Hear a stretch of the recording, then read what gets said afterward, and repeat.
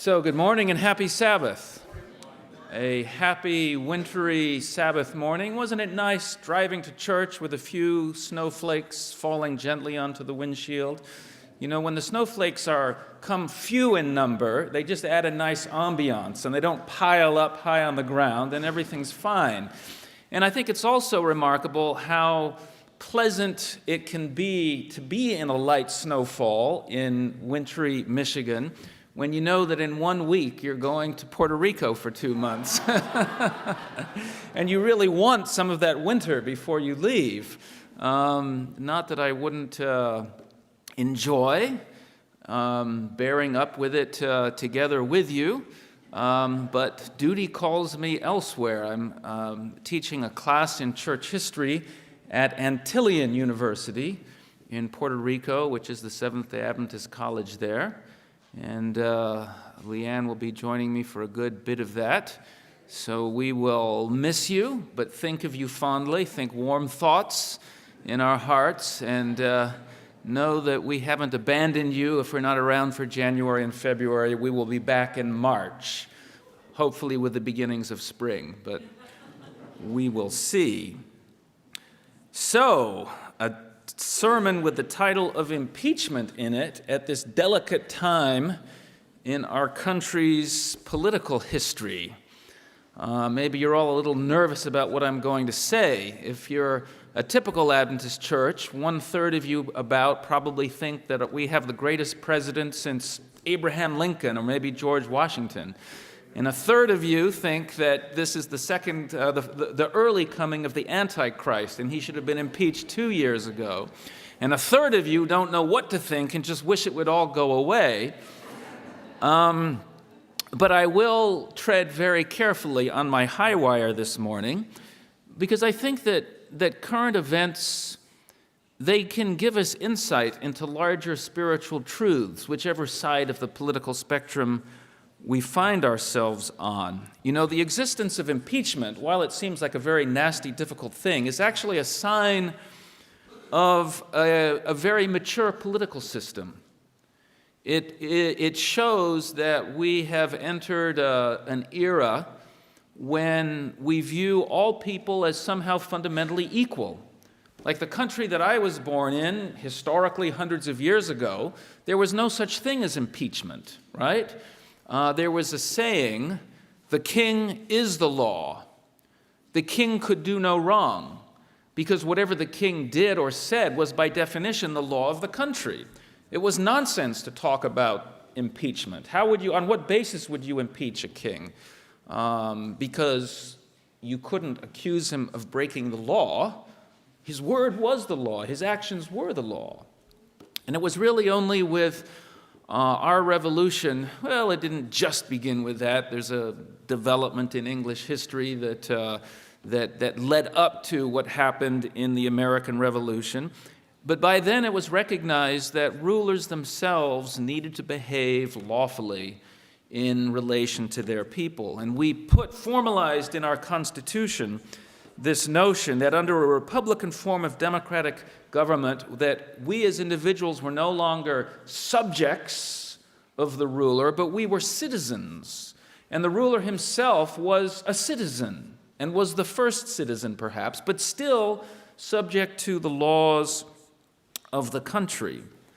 Now, this may seem to be a very human idea, right? You have to have impeachments because fallen human nature impacts all of us, and just because we elect someone or someone has achieved high status doesn't do away with their fallen human nature.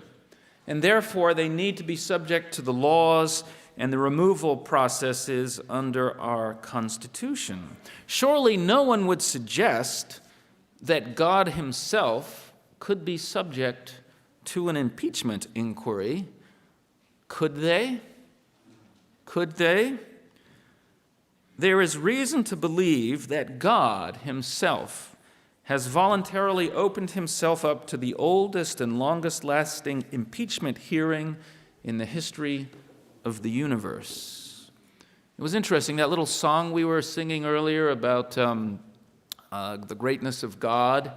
There was the little phrase in the chorus that went, By your mercy, you prove that you are love. By your mercy, you prove that you are love. And we sing it so familiar, and perhaps we sing it glibly. But if you think about that for a moment, what does it mean to prove? To prove to who? Why is God needing to prove that he is love? It suggests that somebody has in fact doubted that God is love, that there is something going on, that he is opening himself up so that through his actions he's proving something about his identity, and he is voluntarily allowing us to assess that, to sit in judgment on it. That same idea comes out in our worship reading for today. I won't repeat the whole thing, you've just had it read, but focus on those phrases in verse 4. Great and marvelous are thy works, just and true are thy ways. All nations shall come and worship before thee, because your judgments have been made manifest. Why have God's judgments been made manifest? Why is it that he finds it necessary to bring before the world the actions and decisions that he has made? Who is judging these things? Apparently, this in fact suggests that all nations shall come and worship before me. And elsewhere in Revelation in the New Testament, we have the truth that every knee shall bow and every tongue confess that Jesus Christ is Lord and his ways are true and righteous. So somebody has called into question the truthfulness and righteousness of God and of his character. So the first story of impeachment is not that of Bill Clinton, who was impeached but not removed, or Richard Nixon, who resigned before he could be impeached, or even Andrew Johnson, who was the first American president impeached, but who was not removed. And so, in American history, though we've had two presidents, well, now three, although we're not technically sure until the articles go over to the Senate. But anyway, two presidents, maybe three, have been impeached, but none removed by the Senate. You understand the difference between impeachment, which is essentially an indictment, and then the Senate has to decide whether a president is removed or not. There has been no removal in the history of the country, and I have to say that's probably unlikely to change for the foreseeable future. But who knows? No, it's older than Andrew Johnson. The first impeachment proceeding began when Satan brought certain charges against God and his rulership of the governor of the universe. Let me give you an update and an overview on that heavenly impeachment process. Have you heard the latest impeachment news? I mean about the important impeachment. 6,000 years ago, a leading angel, the director of a heavenly choir, sort of like a Speaker of the House, attempted to impeach God's character by charging that God's claims of fairness and love for his creatures was fake news. He accused God of not having the best interests of his creation at heart in his laws and governing. Rather, Lucifer claimed that God was arbitrary and power-hungry. God defended himself for about 4,000 years, primarily by heavenly tweets sent to his servants on the earth, who retweeted them into books that were collected as scriptures. But then he sent a character witness in the form of his son to blow the whistle on Satan's deceptions. Many said that the whistleblower's claims were merely hearsay and that he was spreading false rumors and more fake news, but others believed the whistleblower and heard testimony from others who had firsthand knowledge of Satan's campaign of lies and deceptions, and they started a grassroots campaign that quickly went viral. Soon, the meme of the cross was everywhere, and his followers friended people throughout the Roman Empire, leading to flash mobs breaking out in joyous and spontaneous worship and praise, teachings and healings. But in time, some appropriated the meme of the cross to use at the head of conquering armies. They proposed that the key of the cross's influence lay in its mystery and power, and the power it gave to those that controlled its mystery. They embarked on military campaigns and organized questioning and even torture to require people to follow that cross. Later, others proposed that the influence of the cross lay in its unmasking of all powers and laws and the autonomy it gave to the individual to pursue his or her own bliss. But underneath these competing claims ran a current of thought that said the true message of the cross was in its revelation of self-sacrificing love in the framework of God's just law, and the kindness and righteousness it would bring to those that accepted it and reflected on it. To this group, the impeachment claims would be answered by the revelation of God's character, first in his Son, and then in the lives of his followers. But this change of character had to be based on persuasion and voluntary choice, not through the attainment of civil or political power. The battle over the true meaning of this meme of the cross continues to this present day. And this contest may or may not have something to do with another, less important impeachment conflict that is unfolding now. But I will leave that for others to discuss. And I will also caution you against taking this spiritual history and trying to, this isn't a political parable. Don't try to say, oh yes, he was talking about the whistleblower and that was Christ and therefore Christ, or Trump was Satan or God, or it's not like that. It's not like that. It's a parable, it's a story that stands on its own. And I'm also more concerned with other matters about our moment in prophecy. This impeachment episode that we are in the middle of will soon pass into history. But the underlying conflicts in society that brought it on will remain with us. Whether or not Trump wins the election in 2020 or a Democrat wins the election, the conflict that produces the tension in society will not go away. We will have to figure out how to deal with very strongly held views on the right side of our society and the left side of our society. And surprise, surprise, those views have infiltrated to some degree into our church. And we're going to have to learn how to be a church together in a time of great ideological divide. Does prophecy speak to the times we live in and the conflict we face? I would suggest that our pioneers thought so, and that they applied prophecies of Revelation to distinctive issues that face them in their day that we would call political, but they viewed as moral and viewed prophecy as giving them an insight into. And I want to spend a few minutes looking at Revelation 14 and the three angels' messages. Now, we've just had a very fine series of sermons on those messages, so we won't go through those in great detail. In fact, I want to suggest to you the bigger picture relating to these messages, and that is that there are 3 or 4 different ways of understanding the three angels' messages, the meaning that they have, and that we are very good at 3 of those ways, but not so good at the 4th way. But our pioneers viewed the 4th way as very important. So just briefly, there's a historical understanding of the three angels' messages, right? The hour of God's judgment is come, 1844, the hour of judgment. Come out of Babylon, my people, discovering the Sabbath truth and the importance of that as being part of the restored commandments of God. We can look back and see those things historically, and we can teach about that, and that's important. But it's not everything because, well, it was 160 years ago, right? We're not going through those same experiences today. It's a little bit dated. It's an important part of church history, but it can't be the whole message of the angels. So we kind of cover that base by saying there's a future fulfillment of these as well, right?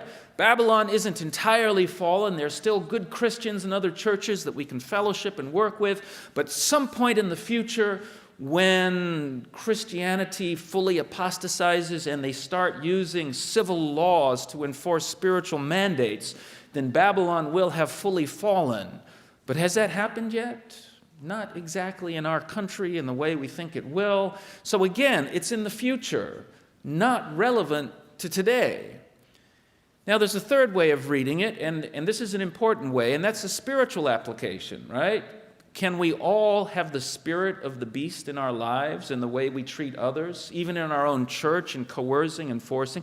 There's a kind of spiritual application that's important for us, that we can recognize there's a historical beast, but the spirit of that could be in our lives. And we want the spirit of the Lamb and the spirit of Revelation 14, the third angel's message, the righteousness of Christ in our lives. And that's a very important understanding of it.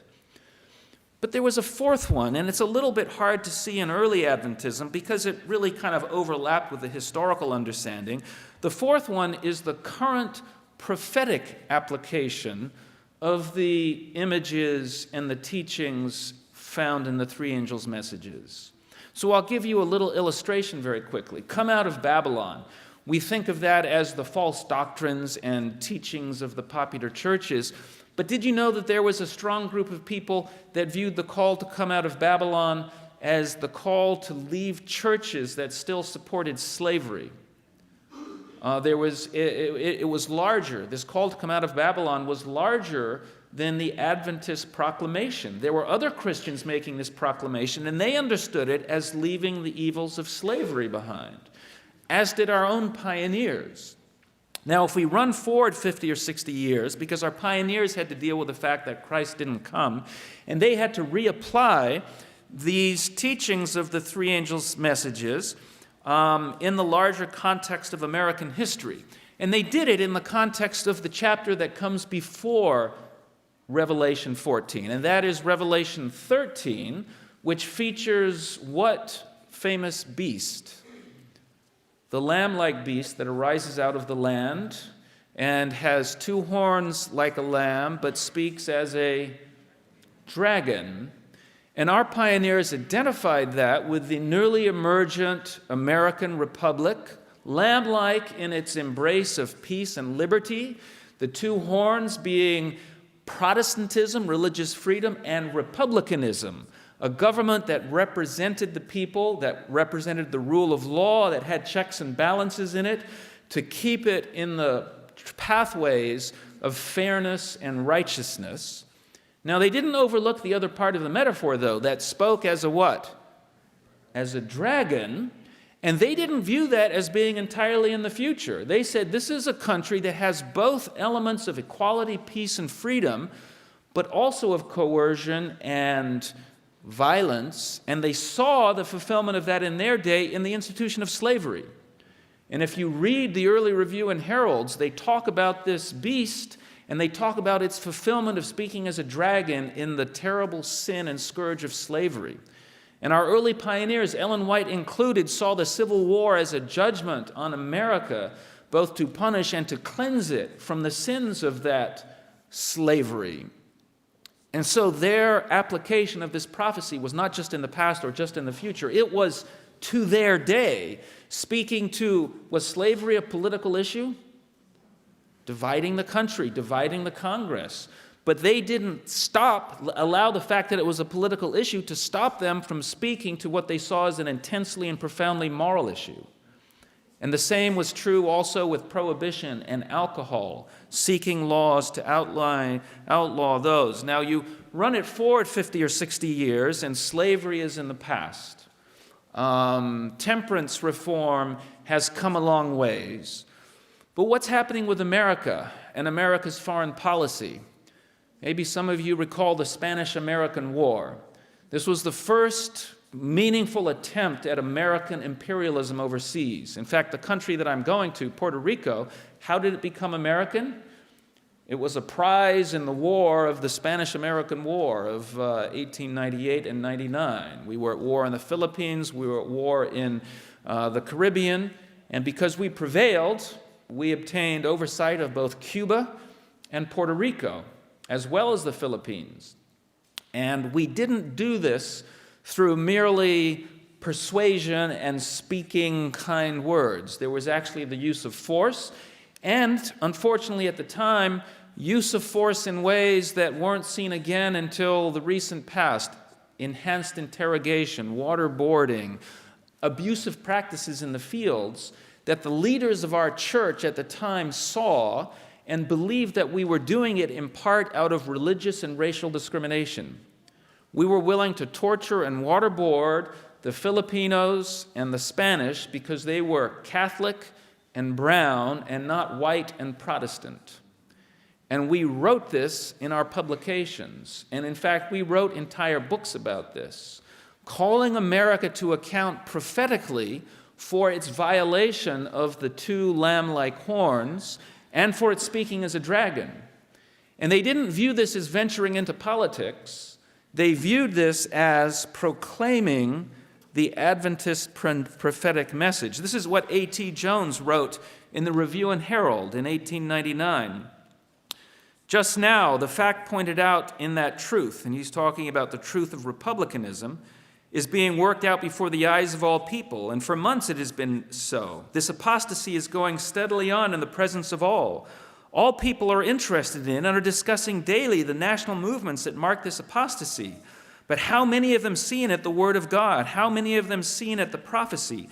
How many of them know that there is any Word of God on prophecy of the subject? How many Seventh-day Adventists are telling them this and showing them the word of prophecy? Yet Seventh-day Adventists are here for that very purpose. If not, is it possible that you yourself, a Seventh-day Adventist, do not know this?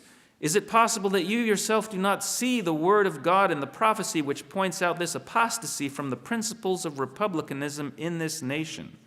And are you thus letting by to be lost forever this great time and mighty opportunity to deliver the message which God has given you for such a time as this, and which is the very substance of your name and profession, as says Seventh-day Adventist? So leaders in our formal publications making these pronouncements about prophetic application to current contemporary issues. Doesn't happen so much these days, does it? What happened? Well, Ellen White died, and we became captured by something of a fundamentalist mindset of preserving the teachings of the past and placing our eschatology in the future and becoming fully accepted American citizens who could support flag and country with no dissent. We became American nationalists. Now, don't get me wrong. There's nothing wrong with being proud American citizens, right? But we're always cautioned by the two aspects of the prophetic metaphor we've been given. We can celebrate the lamb-like horns, right? These, the peace, the liberty, the freedom. And yet at the same time, we have to be aware of the speaking as a dragon and not allow it to go overlooked. So you can see there's two ways to go wrong with this. We can become too critical of America and say it's all bad and all wrong, or we can say America can do no wrong, it's my country.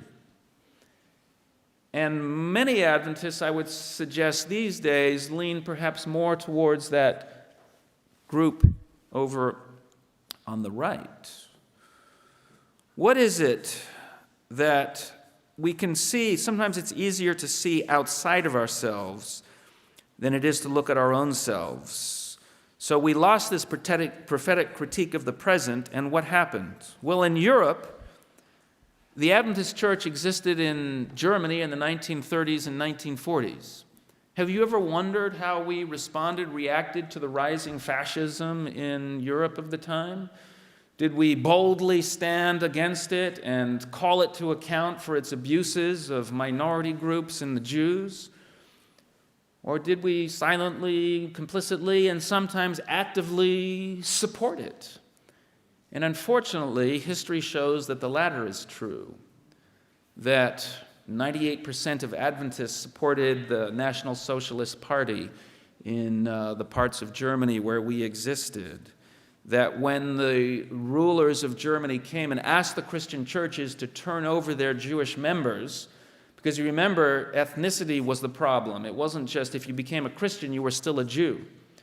And the Christian churches, including the Adventists, turned over their members. Now, we should acknowledge that they've apologized for that. And that's a good thing to do. You can see it in the Review and Herald in 2005.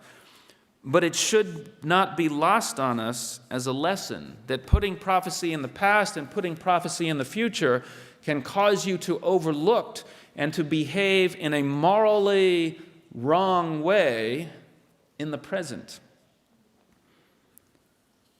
A less extreme example, but maybe an important one, is the Adventist White Church's general opposition to the civil rights movement in the 1950s and 60s.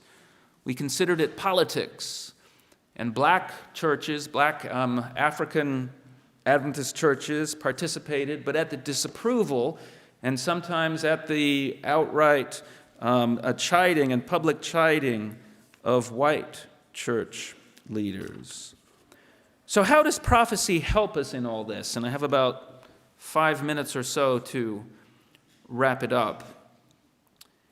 I would suggest again that as Revelation 13 talks about two principles that are under attack, religious freedom and republicanism, and we've tended to only focus on religious freedom and forget the rest of it. So if Sabbath wasn't being attacked, this is what happened to the church in Germany. The Sabbath, Hitler gave Adventist soldiers Saturday mornings off to attend church. He was against the Catholics and he was against the communists.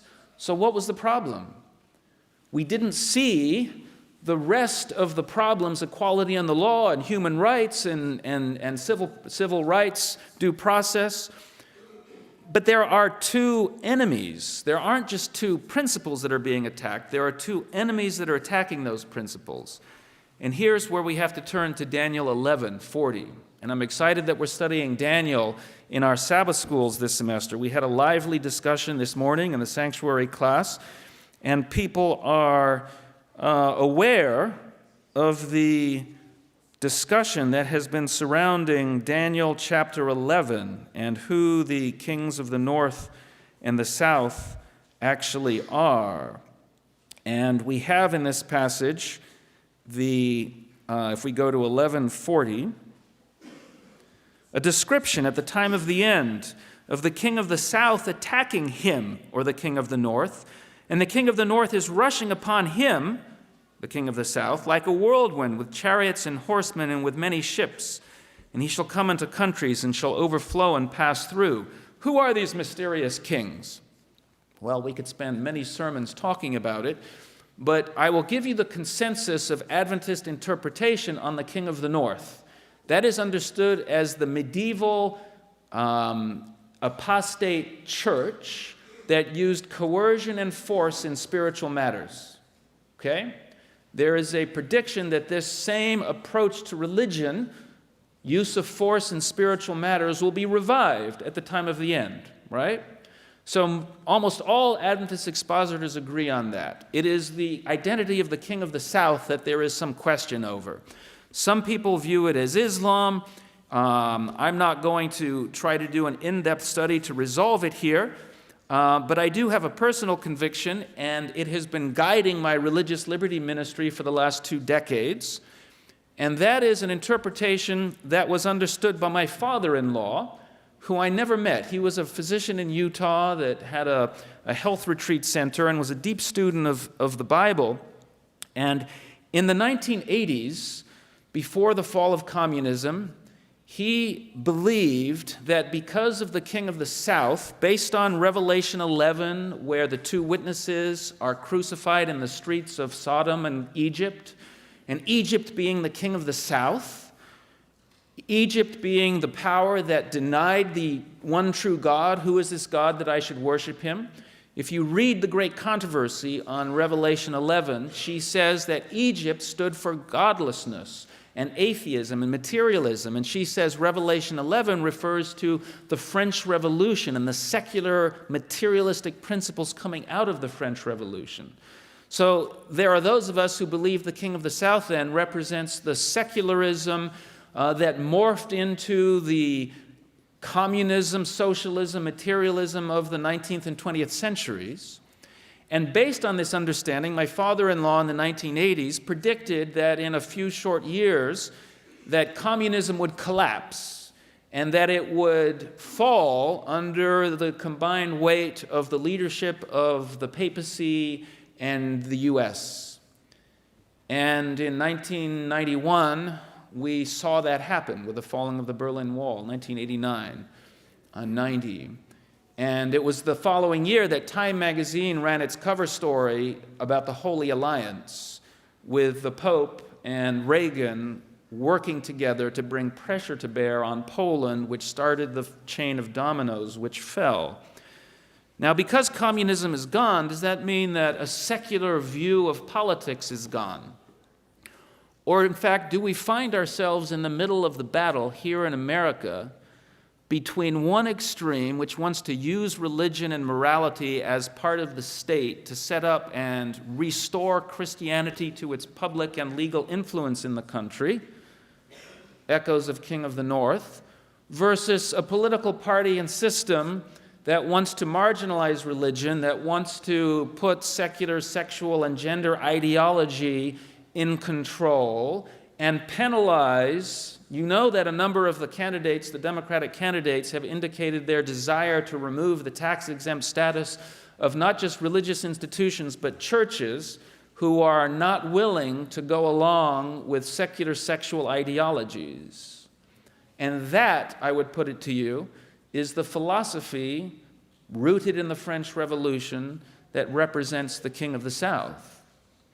So as good Adventists, should we sign up for either side? Either side. You see, this is the genius of this prophecy, is that it indicates that we are going to live in a time where there appear to be two contending sides, and that we have to choose up between one and the other, but we can't, because both of them are actually enemies of God. That both of them may have some truths in them, but they take those truths to illogical conclusions, and that we, caught in the middle, can affirm certain things that both sides hold, but have to remain distinct and clear that our principles are based on God's Word. Does that make sense to you out there as you look at the conflict in our society? It means that we have to stand against and oppose those who would flame fans of racial and ethnic distrust and hatred, who want to invoke not our better angels, but our worst demons of suspicion, distrust, and hatred. But we can't allow that opposition to force us into an embrace of a different extreme that would cause us to accept a kind of identity politics, one where all minorities are virtuous and anything that is white is pure and innocent, and whiteness or maleness or straightness, or the unholy trinity of all three, of which I am the unfortunate bearer, I suppose, is the root of all evil. At our recent Jesus and Prophecy conference at Andrews University, and I invite you, this quarter's version of the Herald has many articles about that conference. And I can't answer all the difficult questions that arise about, well, where should we be on this issue and that issue? We had a whole conference with hours and hours of panels and presentations. And it is reported on in the Herald that's just coming out, hit your homes this week, some of you. And we have a link in there to all the video meetings of those events that you can engage this topic more deeply. Jim Wallace, one of our presenters, urged us not to go left nor to go right, but to go deeper in the Bible, in prophecy, and in standing for moral principles that are being violated in our communities. What might this look like in our society today? Well, we have migrants among us that need help and support. Members of our church here go on a regular basis to the Bethany Health Center and read to children that have been separated from their parents. Some of us are working on a project with Hispanic churches to create protector churches that can help support families that are threatened with breaking apart. How do you plan if you are not sure that after you drop your children off at school, whether you will be there to pick them up in the afternoon? This is a very real threat for many Adventist families right here in Michiana. You don't have to make moral judgments about the legal rights and wrongs of somebody's family and the choices they've made in the past to realize that their children need help, that they may need food and support for families who have lost their mother or father or both. Others may find their calling in helping support religious freedom, as it's undermined by secularists, activists on gender and sexuality, sending Liberty magazine to local lawyers and judges that help explain the importance of genuinely freedom for all. Our church is working on legislation called Fairness for All that seeks to protect both religious freedom as well as preventing unfair discrimination against LGBT persons in employment and housing.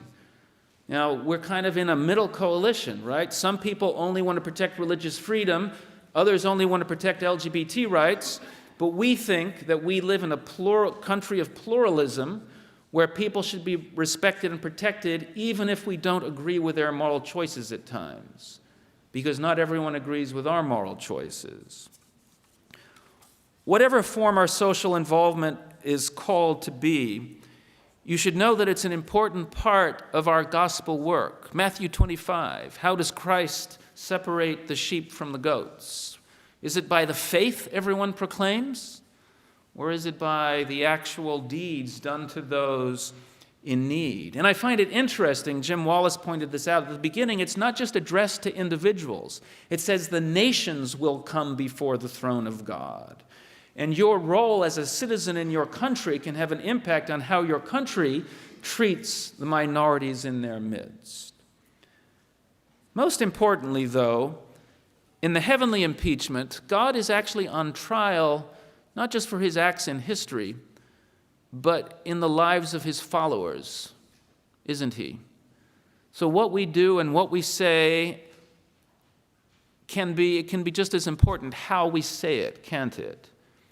And it might be better if we all learned this, even for our political engagements with others. What if our political leaders were judged not on the cleverness or the wittiness or the sarcasm of our arguments, but on the care, respect, and love that we show for those that disagree with us? It's quite a way to judge a movement and a leader, and it doesn't seem entirely fair, but for some reason God has chosen to, at least in part, have his government vindicated through how we treat each other.